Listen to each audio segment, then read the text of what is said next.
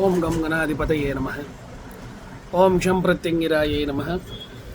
ఓం లౌం వారాహ్యే నమః. ఓం హ్రీం సకల సిద్ధ గురుదేవతాభ్యో నమో నమః. శ్రీ శ్రీ శ్రీ వారాహి సమేత అథర్వణాభద్రకాళి ప్రత్యంగిరా పరమేశ్వరి పీఠం, కదిరి, సున్నపుగుట్ట తాండా దగ్గర. Phone number 9490444196. ఈ యొక్క పీఠం నుంచి యూట్యూబ్లో, ఫేస్బుక్, సోషల్ మీడియా మాధ్యమాలలో ఇంతవరకు ఎవరు చెప్పనివి, ఇంతవరకు ఎవరికి తెలియనటువంటి విషయాలను గురించి నిగూఢమైనటువంటి శాస్త్ర పరిజ్ఞానమును మీ అందరి ముందుకు తీసుకొని రావాలనే ఉద్దేశంతో చాలా కృషిని చేయడం జరుగుతూ ఉంది. కావున ఈ కృషిని మీరందరూ కూడా మెచ్చుకొని వీడియోస్ని లైక్ చేస్తూ, షేర్ చేస్తూ, హైప్ చేస్తూ పలువురికి ఈ జ్ఞానాన్ని కూడా పంచుతారని మనస్ఫూర్తిగా కోరుకుంటున్నాను. మీకి, మీ కుటుంబాలకి, మీ అందరికీ కూడా ఆ అథర్వణాభద్రకాళి పంచమకాళి అంగిరస ప్రత్యంగిరా పరమేశ్వరి యొక్క కరుణా కటాక్ష వీక్షణములు మీ కుటుంబాల మీద ఎల్లవేళలా ఉండాలని మనస్ఫూర్తిగా అమ్మవారిని కోరుకుంటూ, ఈరోజు మీ అందరికీ కూడా ఇక్కడి నుంచి ఒక సిరీస్ను ప్రారంభించడం చేయడం జరుగుతూ ఉంది. ఈ సిరీస్లో భాగంగా గురువు గారు ఏమిటి ఆ సిరీస్, దీనివల్ల మాకు ఉపయోగం ఏమి, దీనివల్ల మేము తెలుసుకోవాల్సిన విషయం ఏమని మీ అందరికీ చాలా ఉంటుంది. ఈ సిరీస్లో భాగంగా మంత్ర, యంత్ర, తంత్ర శాస్త్రమునకు సంబంధించినటువంటి చాలా నిగూఢమైనటువంటి తాంత్రికపరమైనటువంటి వస్తువుల గురించి, అదేవిధంగా షట్కర్మలకు సంబంధించిన వశీకరణ, మారణ, మోహన, ఉచ్చాటన, విద్వేషణ, స్తంభన, శాంతి కర్మలకు సంబంధించినటువంటి నిగూఢమైనటువంటి విషయాలన్నింటినీ కూడా మీ ముందుకు కూలంకుషంగా, క్లుప్తముగా తెలియజేయడం జరుగుతుంది. దీని వలన వీటన్నిటినీ తెలుసుకొని వీటి ద్వారా కలిగే కష్టముల నుంచి, ఇబ్బందుల నుంచి బయటపడే మార్గాలను మీరు వెతుక్కుంటారనేటువంటి ఆలోచనతో ఈ సిరీస్ని ప్రారంభించడం చేయడం జరుగుతూ ఉంది. గురువు గారు, షట్కర్మలు అనగా ఏమిటి, ఈ షట్కర్మల వల్ల కలిగేటువంటి దుష్ఫలితాలు ఏమిటి, ఇది మొట్టమొదటి ప్రశ్న. షట్కర్మములు అనగా, కర్మ అని అనగా ఒక పని లేదా ఒక తంతు, ఒక పద్ధతి. దీనిలో సంబంధించినటువంటి విషయాలను గురించి వశీకరణం కావచ్చు, మోహనం కావచ్చు, మారణం కావచ్చు, విద్వేషణం కావచ్చు, స్తంభనము కావచ్చు, శాంతి కావచ్చు. వీటన్నిటినీ కూడా శాస్త్రపరంగా 6 కర్మలు అనేటువంటివి ఉన్నాయి కాబట్టి వీటిని సంస్కృతంలో షట్ అనేటువంటి నామముతో పిలవడం జరుగుతూ ఉంది.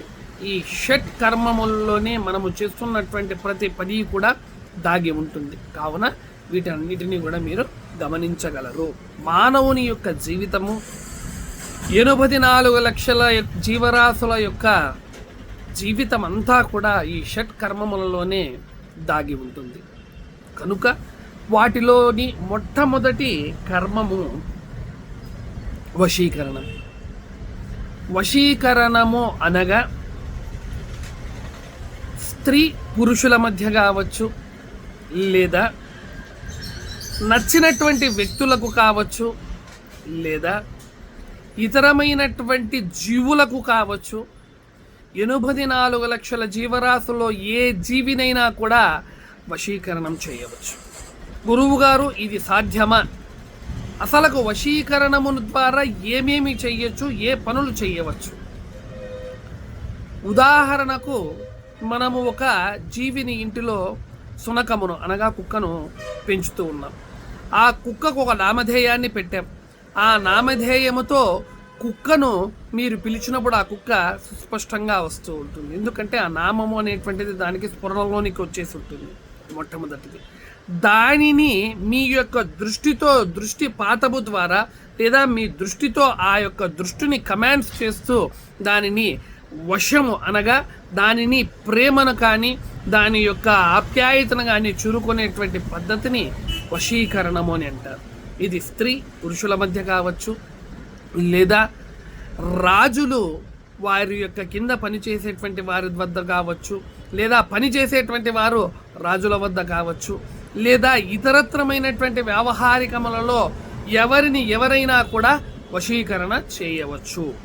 దీనిలో 3 భాగాలు ఉంటాయండి. మళ్ళీ మంత్రము ద్వారా వశీకరణము చేసేటువంటి పద్ధతి, యంత్రము ద్వారా వశీకరణ చేసేటువంటి పద్ధతి, తంత్రము ద్వారా వశీకరణ చేసేటువంటి పద్ధతి. ఒక చిన్న తంత్రము చెప్తాను, పాటించి చూడండి.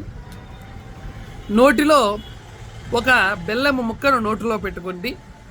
ఆ పెట్టుకున్నటువంటి బెల్లం ముక్కను కొద్దిగా చప్పడించండి. మీ యొక్క లాలాజలము ఆ బెల్లమునకు 1 నిమిషం పాటు తగులుతూ ఉండాలి. ఇది అనుభవంతో ఉండేటువంటి గురుపరపరంగా వచ్చినటువంటి విద్య ద్వారానే చెబుతున్నాను. ఈ బెల్లం ముక్కను తీసుకొని ఒక సునకానికి గాన వేసామంటే, అనగా కుక్కకు గాన తినిపించామంటే, ఆ కుక్క మిమ్మల్ని ఎప్పుడూ కూడా ఎట్టి పరిస్థితుల్లో కరవడానికి కానీ, మీ మీద మొరగడానికి కానీ, మీ దగ్గర ప్రేమతో తప్ప ద్వేషముతో దగ్గరికి రాదు. ఇది తంత్రం. దీనిని కూడా వశీకరణ అని అంటారు. ఈ వశీకరమైనటువంటి పద్ధతి కొంతమంది చెబుతూ ఉంటారండి. 100 రూపాయలకు వశీకరణం చేస్తాం, 10,000కు వశీకరణం చేస్తాం, 1,00,000 రూపాయలకు వశీకరణం చేస్తాం. నేను ఎవరిని తప్పులు పట్టలేదండి, శాస్త్ర పరిజ్ఞానం చెబుతున్నాను. ఈ విధంగా వశీకరణం చేస్తుంటాం. 24 గంటల్లో వశీకరణం అయిపోతుంది. ఇది అబద్ధం అండి. ఎందుకనగా వశీకరణం అతి శీఘ్రంగా పనిచేయాలంటే వ్యక్తులు దగ్గరలో ఉండాలి. దగ్గరలో ఉన్నప్పుడు వారి యొక్క ఆరా అనేటువంటి దాని మీదనే ఈ యొక్క వశీకరణానికి సంబంధించినటువంటి తంతు ఏదైతే ఉందో అది శీఘ్రంగా పనిచేస్తూ ఉంటుంది. ఫోటో మాధ్యమాల ద్వారా పుత్తలి అనగా బొమ్మలను తయారు చేసి వశీకరణం చేసేటువంటి మార్గము ద్వారా, లేదా సంశాన క్రియల ద్వారా వశీకరణము చేసేటువంటి మార్గము కూడా శాస్త్రములో ఉన్నది. వాటికి కొద్దిగా సమయం అనేటువంటిది పడుతుంది. ఇంకొకటి చెప్తున్నాను, వశీకరణము వేరు, మోహనము వేరు. వశీకరణం అనేటువంటిది ఎవరి మీదైనా ప్రయోగము చేస్తే, ఈ తంతుగాన జరిగితే ఇది శాశ్వతంగా ఉంటుందండి. అనగా ఆ యొక్క వశీకరణమును తుంచేసేంత వరకు కూడా వశీకరణం పని చేస్తూనే ఉంటుంది. మోహనం అలా కాదండి. కొద్దిసేపు, కొద్ది సమయము, కొన్ని గంటలు, కొన్ని రోజుల వరకు మాత్రమే మోహన క్రియ అనేటువంటిది పనిచేస్తుంది. తరువాత ఆ క్రియ అనేటువంటిది పక్కకు జరిగిపోతుంది. ఈ వశీకరణలో రకరకాలైనటువంటి వశీకరణాలు ఉన్నాయండి. మరుగు మందు పెట్టి వశీకరణం చేసే పద్ధతి కూడా ఉంది. దాని తరువాత కొన్ని రకాలైనటువంటి తినుబండారాలలో ఈ విధమైనటువంటి ద్రవ్యములు పెట్టి తినిపించే వారిని వశీకరణం చేసేటువంటి పద్ధతి ఉంది. అంతేకాకుండా తంత్రములో ఇంతకుముందే చెప్పాను శునకానికి సంబంధించి, ఈ యంత్రములను రాసి వాటికి ప్రాణ ప్రతిష్ఠాది క్రతువులు చేసి వాటిని భుజమునకు, కుడి భుజమునకు, పురుషుడైతే కుడి భుజమునకు, స్త్రీమూర్తులైతే ఎడమ భుజకు ధారణ చేయడం వలన ఆ పురుషుడైతే స్త్రీని, స్త్రీ అయితే పురుషుణ్ణి వశీకరణం చేసేటువంటి పద్ధతి కూడా ఉందండి. అదేవిధంగా శ్మశానములోనికి వెళ్ళి కాలుతున్నటువంటి ఆ యొక్క శవము యొక్క బూడిదను తీసుకొని ఆ బూడిదతో అభిమంత్రణ మంత్రము ద్వారా చేసి ఎవరి మీద అయితే తల మీద చల్లుతామో, వాడు కావచ్చు, ఆమె కావచ్చు, వాళ్ళు సర్వకాల సర్వావస్థల యందు కూడా వారికి బానిసలైపోతారండి. ఇది శ్మశాన క్రియల్లో ఉండేటువంటి నిగూఢమైన విషయం. మంత్రం చెప్పలేదు, గమనించగలరు. అదే విధముగా శ్మశానములో కాలుతున్నటువంటి మృద అని అంటాం, అనగా శవానికి ముందు ఆసనం వేసుకుని కూర్చొని గన్నేరు పుష్పములను తైలం, ఇక్కడ ఆ తైలం పేరు చెప్పలేదండి ఎందుకంటే అందరూ పోయి చేసేస్తారు, చేసేసి అనుకూలంగా కాకుండా ప్రతికూలం ఉండేటువంటి వాళ్ళని కూడా సర్వనాశనం చేసేటువంటి వారు చాలామంది తయారయ్యారు. కాబట్టి ఆ విషయాన్ని నేను కొన్ని పదార్థాలను, కొన్ని ద్రవ్యాలను దాచిపెడుతూ ఉన్నాను, గమనించగలరు. ఆ యొక్క గన్నేరు పుష్పములను ఆ యొక్క ద్రవ్యములో ముంచి ఆ హోమ పద్ధతిలో మంత్రాన్ని అభిమంత్రణ చేస్తూ ఆ యొక్క కాలుతున్న శవములోనికి ఆహుతినివ్వగా అక్కడ ఉన్నటువంటి ఆత్మావేశనము, ప్రేతావేశనము జరిగి ఆ మాధ్యమము ద్వారా కూడా వెళ్ళి వశీకరణం అనేటువంటిది చాలా శీఘ్రంగా పనిచేస్తుంది. ఇవన్నీ కూడా రకరకాలైనటువంటి వ్యవహారాలు ఉన్నాయండి. వీటి గురించి ఇంకా క్లుప్తముగా, ఇంకా నిగూఢముగా, ఇంకా శాస్త్రములో చాలా లోతులో ఉన్నటువంటి విషయాలన్నిటినీ కూడా తీసుకొని మీ ముందుకు వచ్చి తెలియజేస్తాను. కాబట్టి వీటన్నిటినీ కూడా గమనించి మీరు జాగరూకతతో వ్యవహరిస్తారని మనస్ఫూర్తిగా కోరుతూ ఓం శం ప్రత్యంగిరాయ నమః, ఓం శ్రీమాత్రే నమః, హరి ఓం తత్సత్.